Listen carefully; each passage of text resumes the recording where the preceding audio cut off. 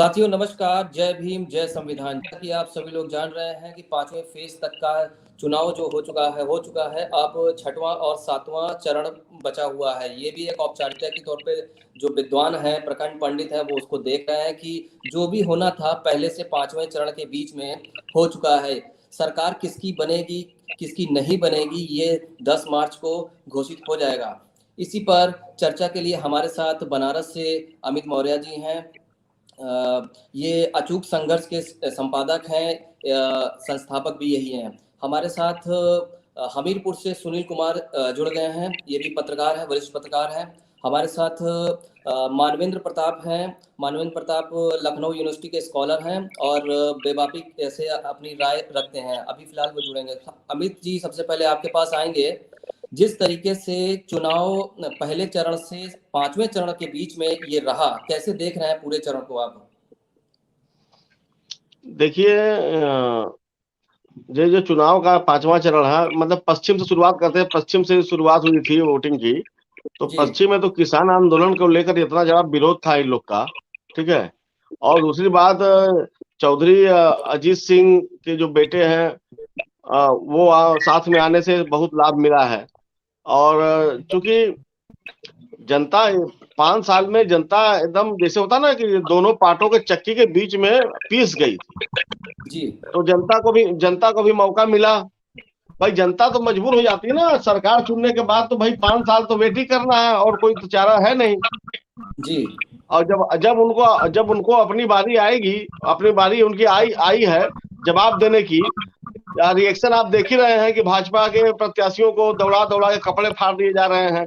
जगह जगह विरोध हो जी रहा है। अभी देवरिया में देखिए, मनोज तिवारी मोटरसाइकिल में बैठ के भागे। हाँ। जी तो हर जगह विरोध तो है ही। हम्म। और जनता भाई भाई अब मजबूरी था, वो क्या करेगी जनता भाई। तानाशाही की सरकार चली। कहने को डबल इंजन की सरकार थी, लेकिन डबल इंजन तो कहीं दिखाई नहीं दिया। शिक्षा के क्षेत्र में ना कोई काम हुआ, न रोजगार के क्षेत्र में कोई काम हुआ। हर आंदोलनों को लाठी से कुचला गया। बताइए। जी मतलब हॉस्टल में लड़कों को बंदूक के कुंदे कुंदे से, मतलब बंदूक का दरवाजा तोड़ के मारे। ये कोई हार्डकोर अपराधी नहीं ना है, छात्रों पर मार दे रहे हैं। महिला आशा ये सरकार महिला सशक्तिकरण की बात करती है। महिला आशा कार्यकर्तियों की बताइए, गुप्तांग पर डंडे से मारा गया जो है। बताइए जो है, मतलब जी शोषण शोषण की इंतहा हो गई जो है। तो जनता को भी अपना मौका मिला है, तो वो भी जवाब देगी, और जवाब दे ही रही है। तो निश्चित रूप से ये समझ लीजिए कि बहुत ज्यादा आक्रोश है, और जनता जो है इसका जवाब जो है दे रही है, भाजपा के खिलाफ मतदान कर रही है। और इसका रिजल्ट जब 10 मार्च को आएगा, तो आप देखेंगे कि कितनी बड़ी नाराजगी थी। और जरूरी भी है कि भारतीय जनता पार्टी के लोग निरंकुश हो गए हैं। वो सोचते हैं कि अमित शाह का बयान आपने सुना ना, अभी हम 20 साल शासन करेंगे, 50 साल शासन करेंगे। तो जी जनता है ना, किसी की नहीं जनता। लोकतंत्र में जनता ही मालिक है। और इसका रिजल्ट आपको 10 मार्च को देखने को मिलेगा। जी नितिन जी। जी सुनील जी, क्या कहेंगे इस पहले से 5वें चरण के बीच में जो आपने आकलन किया है, उसको आप कैसे देख रहे हैं? नितिन जी, सबसे पहले तो मैं किसान आंदोलन को सबसे बड़ा इस चुनाव में अपना रूप दिखाया है। और जिस तरीके जी किसानों की एकजुटता 1 साल तक दिल्ली के अंदर दिखाई है, उसी का नतीजा देखने को मिला पश्चिम बंगाल में, और दूसरा नतीजा ये यूपी में है। तो कहीं ना कहीं किसानों के अंदर रोष, और सबसे बड़ी चीज है कि सिर्फ चुनावी जुमलों का प्रयोग हुआ है इन 5 सालों में। चाहे सांसद हो या विधायक हो, कोई भी अपने क्षेत्र में गया नहीं है जिसका खामियाजा इस सरकार को भोगना पड़ेगा। और आते ही आते सरकार जब ये आई थी, तो लोगों को बड़ी उम्मीद थी। जिन मुद्दों के साथ आई, वो मुद्दे कहीं ना कहीं भटक गए, और लोगों पे हक और अधिकार की बात करने पर लोगों के ऊपर लाठियां डंडे बरसाए गए। इसका जीते जागता उदाहरण अभी लखनऊ के अंदर कई स्टूडेंट थे जो पिछड़े वर्ग के, और आरक्षण को लेकर जिस तरीके का घपला किया गया था शिक्षक भर्ती में, उनके जब मुख्य कहीं वो जा नहीं रहे थे, कहीं किसी के ऊपर हमला करने जाते, वो रात में प्रोटेस्ट करने के लिए कैंडल से मार्च कर रहे थे, और किस तरीके दौड़ा दौड़ा के मारा गया उनको, ये एक जीता जागता उदाहरण है। इसी तरीके कई अभी हॉस्टल में, जिस तरीके मौर्य जी ने बताया कि हॉस्टल में बच्चों को इलाहाबाद के अंदर निकाल के घरों से, मतलब कमरों से निकाल के मारा गया, तो कहीं ना कहीं जनता इतनी पीड़ित है, कुछ कहने। और महंगाई सबसे बड़ा मुद्दा है। आदमी की आज इस सरकार ने इस कदर कमर तोड़ दी है कि आम आदमी आज खत्म होने की कगार पर हो गया है। देखिए, यही कहते थे महंगाई, जब सिलेंडर के 10 रुपए रेट बढ़ते थे, 20 रुपए बढ़ते थे, ये सड़कों पर स्मृति ईरानी से लेके भाजपा के जो बड़े बड़े कद्दावर नेता सिलेंडर लेके दुकान लगा के बैठ जाते थे। आज जब 900 रुपए का सिलेंडर है तो ये सिलेंडर के नाम पे बोल नहीं रहे। तेल आज 100 के पार जाने की स्थिति। यही अभी 7 तारीख को आखिरी चरण का जब चुनाव होगा तो 125 आ गया है पेपरों में, और न्यूज चैनलों पे उन्होंने अपना प्रचार भी चालू कर दिया है कि यूक्रेन में लड़ाई होने की वजह से तेल के दाम बढ़े। तो कहीं ना कहीं ये जितना भी सब कुछ है, ये सब आम आदमी के ऊपर थोपने की व्यवस्था कर रहे हैं। किसी तरीके जो मध्यम वर्ग है, इस सरकार की जो नीति है, चाहे दो डबल इंजन सरकार की, इसको बिल्कुल उस कैटेगरी में ला दो कि टुकड़ों पे पलने की स्थिति में हो जाए। और शिक्षा स्वास्थ्य तो इतना चौपट कर दिया है कि इसका जीता जाएगा। अभी देखिए किस तरीके यूक्रेन में भारत के बच्चे 20,000 फंसे हुए, और सरकार के देखिए जो एम्बेसी में बैठे हुए कई वीडियो भी आए हैं उसमें, और उन वीडियो में सफा दिखाया जा रहा है कि उनके बच्चों के जब मोबाइल से वो बात करने की कोशिश कर रहे हैं राजदूत एम्बेसी में, तो वहां पर उनके मोबाइल स्विच ऑफ कर दिए जा रहे। ये स्थिति है, ये सरकार का है, डबल इंजन सरकार का। अमित जी, जो चरणबद्ध तरीके से चुनाव हो रहे हैं और उस पे वोटिंग परसेंटेज डाउन हो रहा है, ये क्या संकेत दे रहा है? जिस तरीके से वोटिंग परसेंटेज कहीं 1% डाउन है, कहीं कल तो जी वोटिंग परसेंट डाउन है, तो समझ लीजिए कि भाजपा का दम सुपड़ा साफ है जी। और ये समझ लीजिए कि जिस प्रकार से, जैसे कि अब लोग कहते हैं कि राम मंदिर बन रहा है, काशी विश्वनाथ कॉरिडोर बन रहा है, तो क्या राम मंदिर का दर्शन करने से, काशी विश्वनाथ घूमने से हमारे आपके बच्चे IAS IPS बन सकते हैं? उसको तो शिक्षा का मंदिर चाहिए ना। शिक्षा के मंदिर, शिक्षा के लिए क्या काम किया है इस सरकार ने? पिछड़ी जातियों के स्कॉलरशिप का पैसा भी खा गए सब। जैसा कि ओम प्रकाश जी ने कई इंटरव्यू में बोला, आपने सुना भी होगा कि OBC के छात्रों के लिए जो इनके दुगना तिगना से अधिक तादाद में, उनके लिए भी उतना ही बजट, और जनरल कैटेगरी के लिए उतना ही बजट। तो क्या है ये? आरक्षण के नाम पर खुली लूट, पिछड़ों के अधिकार को खुलेआम लूटा गया, नॉट सुटेबल कैंडिडेट देखा गया, जनरल कैटेगरी पर भर दिया गया जी। तो कहीं ना कहीं ये बात जो है, जितने भी लड़के हमारे बैकवर्ड समाज के हैं या अनुसूचित जाति के, अनुसूचित जनजाति के हैं, जो लगातार पढ़ लिख रहे हैं और जो कंपटीशन की तैयारी कर रहे हैं, वो सब जानते हैं कि भारतीय जनता पार्टी संविधान को नहीं फॉलो करती, वो मनुवाद को फॉलो करती है। मनुवाद में इनकी आत्मा बसती है, ये मनु महाराज के चेले हैं, और ये कभी नहीं चाहेंगे कि SC ST OBC माइनॉरिटी के लोग समाज की मुख्य धारा में आए और मजबूत हो। बाबा साहब का देन है कि आज जो है SC ST OBC कंधे से कंधा मिलाकर चल रहा है। नहीं तो क्या स्थिति रही है, आज भी आप देख लीजिए, बुंदेलखंड क्षेत्र में देख लीजिए, बुंदेलखंड क्षेत्र में अभी भी स्थिति है कि ठाकुरों के गांव से दलित सर झुका के जाते हैं। अभी देखिए, अभी उत्तर राजस्थान या किसी जगह पर बताइए, लड़का IAS है, लेकिन वहां IAS है क्योंकि दलित था तो उसको घोड़ी नहीं चढ़ने दिया जा रहा है। जी। ये मतलब ये आधुनिक भारत की तस्वीर है। और जहां तक देखिए चुनाव की बात है, तो एकदम बहुत ज्यादा नाराजगी है। कुछ ग्रास रूट पर कोई काम हुआ नहीं, कोई भी। कोरोना काल में इनकी बदहाली देख लीजिए, स्वास्थ्य बदहाल है। मतलब वो तो भला हो, एम्बुलेंस अखिलेश यादव ने इतने ज्यादा एम्बुलेंस की व्यवस्था पहले ही कर दी थी हर जिले में। एम्बुलेंस कोरोना काल में भगवान बन के दौड़ी है। जी बिल्कुल, ये जान लीजिए जी। मानवेंद्र जी जुड़ गए हैं। मानवेंद्र जी अनम्यूट कर लीजिए, म्यूट है आपका। और नितिन भाई, अभी आज हम मोदी जी का एक ट्वीट देख रहे थे कि यूक्रेन में वो बहुत, यूक्रेन में भारतीयों के हालात से वो बहुत दुखी हैं। वो इतने दुखी हैं कि उसका अपने उसके लिए वो कर क्या रहे हैं कि यूपी में आके भाषण भी दे रहे हैं, चुनाव प्रचार कर रहे हैं। जी बिल्कुल। भाई इतने दुख है, इतना दुख है तो शोक मनाइए ना। वहां आके वहां बोल रहे हैं कि एक तरफ मैं बहुत दुखी हूँ और यहाँ आके ताली बजा बजा के जो है अपना वोट मांग रहे हैं। तो भाई नहीं, इस पे मैं मुस्कुराते हैं, एक बात हंसते हैं। जी जी जी, जी बोलिए सुनील जी बोलिए सुनील। बताइए। अभी, और हाँ, उसमें भी एक बहुत बड़ा खेल हो गया। यूक्रेन में भी खेल ये हो गया कि जितनी फ्लाइट आ रही हैं उनमें 100 से ज्यादा गुजराती लाए जा रहे हैं। सबसे बड़ी चीज ये देखिए, गुजरातियों के लिए कितना प्रेम बढ़ा हुआ है इनका। बस चले तो राती में, लेकिन देश के अन्य लोगों के लिए इनके पास समय नहीं है।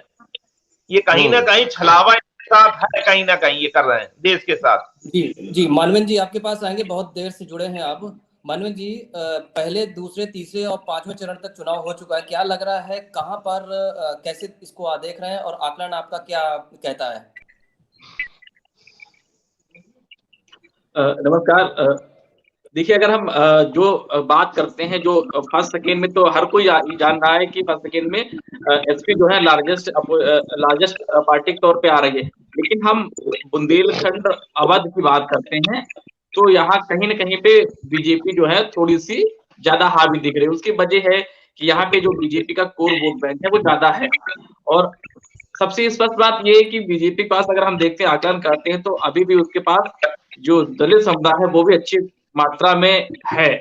इवन इस दौर में देखा गया कि टिकट बंटवारे में भी पार्टियों, जैसे बीजेपी की बात करते हैं, तो उन्होंने अच्छे कॉम्बिनेशन के तहत टिकट दिए, सबको भागीदारी देने की कोशिश की, तो उसका कहीं ना कहीं प्रभाव दिखता है। तो अवध क्षेत्र की स्पेशली बात करें तो यहाँ पे लखनऊ हो गया, बुंदेलखंड हो गया, आपका रायबरेली हो गया, आपका अमेठी हो गया, यहाँ पे बीजेपी में अभी भी मजबूत रूप से है।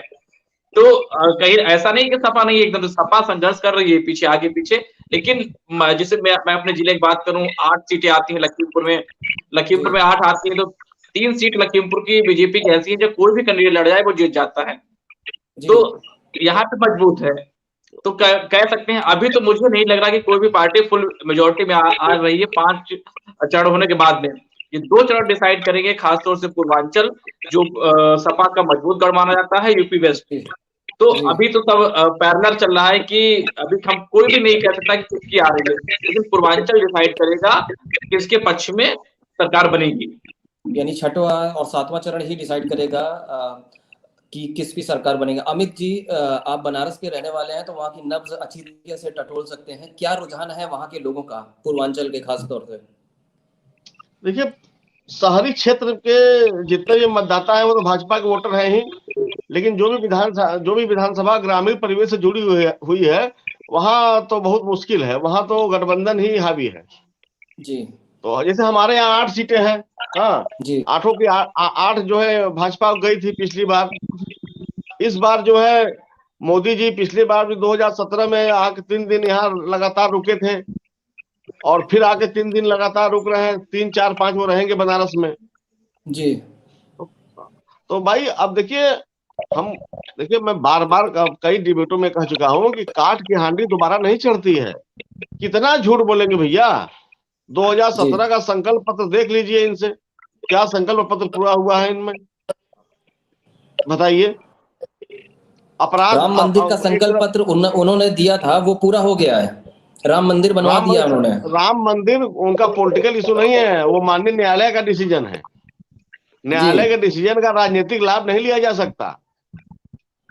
ये कोई ऐसा थोड़ी ना है कि, लेकिन उसको भुनाने की कोशिश की जा रही है। अरे आप ये जानिए, जब राम मंदिर बन रहा था, खुदाई हो रही थी, तो सिर्फ बौद्ध अवशेष निकल रहे थे।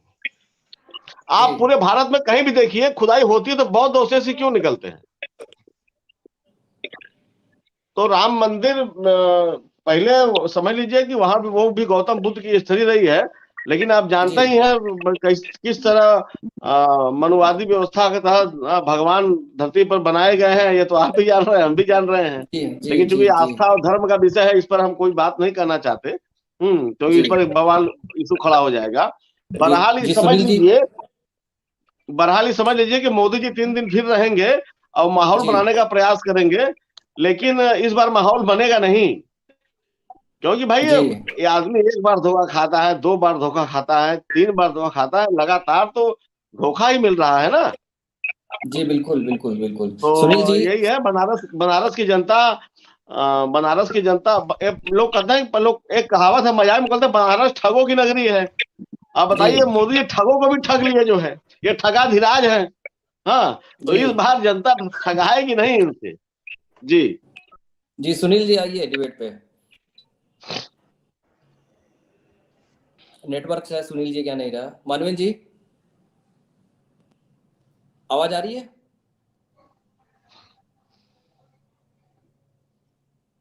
नेटवर्क लग रहा है दोनों के यहाँ से ब्रेक हो गया है। अमित जी, छठवां और सातवां चरण, मानवेंद्र जी आवाज आ रही है? ऑडिबल नहीं आ रही यार। आवाज आ रही है? म्यूट हो गया, म्यूट। आवाज नहीं आ रही, आवाज नहीं आ रही मेरी। आवाज आ रही है आपकी? साउंड की दिक्कत आ रही है। मैं फिर से कनेक्ट होता हूँ इसमें। हाँ, फिर से आइए, फिर से कनेक्ट होइए। तो सुनील जी, क्या लग रहा है आपको कि अखिलेश का जो फैक्टर, जैसा कि अमित जी ने बोला कि काशीराम के जो नक्शे कदम पर अखिलेश जी चल रहे हैं, क्या कितना कामयाब होंगे ये कामयाबी तो पूर्ण बहुमत में सरकार बनेगी उत्तर प्रदेश के अंदर। और जी उसका रीजन ये है कि सबसे बड़ी चीज है कि स्थानीय मुद्दों को उन्होंने बहुत, जिस जिन चीजों को लेकर सरकार के अंदर लोगों का विरोध था, उन्हीं मुद्दों के साथ इन्होंने अपनी सरकार में लाने का प्रयास किया है। सबसे बड़ी जी चीज है, देखिए पेंशनरों पुरानी पेंशन के लिए इतना सरकारी कर्मचारियों को लेकर बवाल हो रहा था, और उन्होंने ला के बिल्कुल एकदम, और उसका नतीजा ये हुआ कि चुनाव के देखिए के ही समय कांग्रेस ने राजस्थान में उसका आदेश कर, तो कहीं ना कहीं बेनिफिट इसका मिलेगा। जबकि अभी एक डिबेट में देख रहा था कि उसमें बीजेपी के एक प्रवक्ता बैठे हुए थे, समाजवादी के, वो अटेवा यूनियन के वो अध्यक्ष बैठे थे, उनका नाम नहीं, तो दोनों लोग बैठे, जब उनसे कहा गया यदि इतनी पुरानी पेंशन खराब है तो ये सांसद क्यों नहीं छोड़ देते हैं, तो उसमें काफी चिढ़ गए थे। और बल्कि उन्होंने कहा कि यूपी में लागू नहीं, क्योंकि ये राष्ट्रीय मुद्दा है और ये मोदी जी, तो बल्कि उन्होंने कहा कि मोदी, जब ये प्रदेश का चुनाव हो रहा है तो मोदी और अमित शाह क्या यहाँ करने आते हैं। जी कि इस तरीके की बयानबाजी हो रही, जो कहीं ना कहीं लोगों को समझ में आ गया है कि सिर्फ वोट के ही दम पर ये अपनी सरकार को लाना चाहते हैं। जी, मानवेंद्र जी आपके पास आएंगे। जिस तरीके से अखिलेश यादव ने वन मैन आर्मी की तरीके से भूमिका निभाई है, यानी पूरा एक शो कर रहे हैं, जिनके सामने अमित शाह, मोदी, योगी, ब्रांड एम्बेसडर और जितने हैं फायर एम्बेसडर उस टाइप के खड़े हुए हैं, एक अकेला व्यक्ति मोर्चा संभाले हुए हैं। कैसे देख रहे हैं इनकी 2012 और 2022 का जो अखिलेश यादव है, क्या कुछ बदलाव कर पाएगा व्यक्ति? देखिए, रही बात समाजवादी पार्टी की, तो उसके पास खोने के लिए तो कुछ भी नहीं। जो सबसे बेस एक लहर में जो सबसे मिनिमम से मिनिमम वो 50 सीटें लेके आए थे, तो उनके पास खोने को तो है नहीं। जो भी होगा उनको प्लस ही मिलेगा। और उन्होंने इस बार सामाजिक ताने-बाने को भी ध्यान में रख के बहुत अच्छे टिकट दिए हैं। खास तौर से जो ओबीसी की जो 3 मेजर जातियां हैं, जिसको हम कह सकते हैं मौर्य और कुर्मी, जो पिछले इलेक्शन में पूरी तरीके से बीजेपी के पास था, तो कहीं न कहीं अगर इस बार वो 50 या 60% आता है, तो कहीं न कहीं उनका फायदा ही होगा। तो जो अखिलेश यादव ने जिन मुद्दों को पकड़ के अपना पूरा कैंपेन किया है वन मैन आर्मी तौर पे, और बहुत टाइम दे रहे हैं, तो कहीं न कहीं उनको फायदा तो होगा, और उसका फायदा दिख भी रहा है कि पब्लिक जुड़ रही है। और खास तौर से जो ये पूर्वांचल और यूपी वेस्ट में उन्होंने पकड़ा है, और अभी तक बीजेपी जो है अपनी किसी भी जो सांप्रदायिक रूप में होती है, वो कहीं पे मजबूत नजर नहीं आ रही है। और वो, क्योंकि विपक्ष हमेशा मुद्दों की बात कर रहा है, और पब्लिक भी समझ चुकी है कि मुद्दे पे ही अब इलेक्शन होगा, क्या चाहे वो बेरोजगारी का मुद्दा हो, चाहे वो ओपीएस का मुद्दा हो। तो कहीं न कहीं ज्यादातर वेलफेयर के मुद्दों को अखिलेश यादव ने अपने घोषणा पत्र में भी समाहित किया। हर चीज में उन्होंने पब्लिकली भी बोला। तो कहीं न कहीं पब्लिक को एक बार फिर से उम्मीद है कि गठबंधन की सरकार आएगी, तो कहीं न कहीं काम करने की कोशिश की जाएगी। जी अमित जी, सवाल मेरा मेरा भी आपसे यही होगा, किस तरीके से अखिलेश यादव को वन मैन आर्मी की तरीके से आप देख रहे हैं, जबकि अपोजिट में इतने बड़े बड़े फायर ब्रांड आपको मोदी जी, योगी जी सब दिखाई दिए। कल मैं डीवी लाइव के डिबेट में बैठा था, जी तो मैंने अखिलेश यादव की तुलना अर्जुन से किया। जी महाभारत के हीरो अर्जुन ही थे, पांडव भले 5 थे, लेकिन जीत का श्रेय तो अर्जुन के को ही जाता है, क्योंकि जी उनके पास सारथी के रूप में कृष्ण जी थे। जी और अखिलेश जी के पास इस समय, अखिलेश जी की मजबूती तब हुई समझ लीजिए जब 3 सारथी इनको मिल गए। एक नहीं, जी 3 कृष्ण आ गए, स्वामी जी प्रसाद मौर्य, दारा सिंह चौहान, धर्म सिंह सैनी, जी, ये तब 3 मजबूती कृष्ण ज्यादा आ मिली। गए। जी जी। और आपसे बताऊं, जो 300 यूनिट बिजली इन्होंने बोला है कि देने के लिए, तो जी 300 यूनिट बिजली में समझ रहे हैं पूरे उत्तर प्रदेश की मतलब मध्यम वर्ग और निम्न वर्ग को एक नया संजीवनी मिल जाएगा। जी निम्न बिल्कुल वर्ग सही कह मध्यम रहे हैं। वर्ग एयर कंडीशन में नहीं सोता भाई साहब। सही। निम्न वर्ग मध्यम वर्ग पंखा में सोता है, मध्यम वर्ग मान कूलर वगैरह लगा लेता है, लेकिन निम्न वर्ग तो पंखा बस मिलती है। और जो जी उससे भी निम्न वर्ग है, तो उनके लिए खुली आसमान है, 1000 स्टार के नीचे सोते हैं।